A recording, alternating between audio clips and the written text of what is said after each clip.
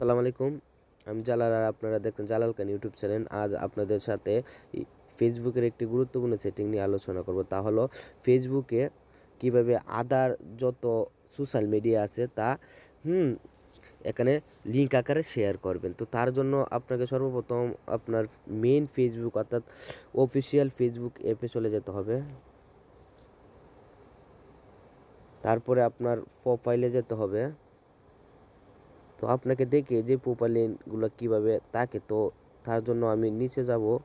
তো এখানে দেখেন অনেকগুলা এই সোশ্যাল লিঙ্ক এখানে দেওয়া আছে। তো তেমনি আজ আপনাদের শিখিয়ে দেবো তো কীভাবে আপনার প্রোফাইলে এভাবে লিঙ্ক দিবেন। তো তার জন্য প্রথম আপনি এডিটে ক্লিক করবেন, তারপরে নিচে স্কোর করবেন,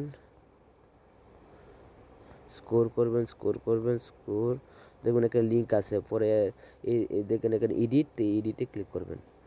তো এডিটে ক্লিক করার পর এখানে আছে অ্যাড সোশ্যাল লিঙ্ক, এখানে একটা ক্লিক করবেন। তারপরে প্ল্যাটফর্ম মানে এই যে সোশ্যাল মিডিয়ার যতগুলো প্ল্যাটফর্ম আছে, তো এই প্ল্যাটফর্মটা এখানে প্ল্যাটফর্মে ক্লিক করবেন।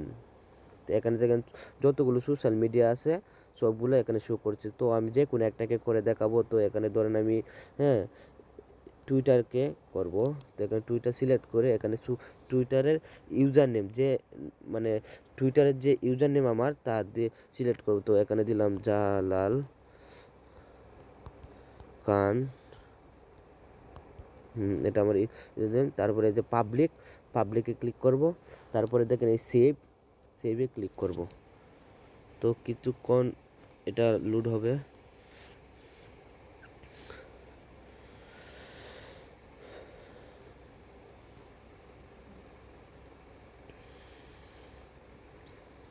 হয়ে গেছে।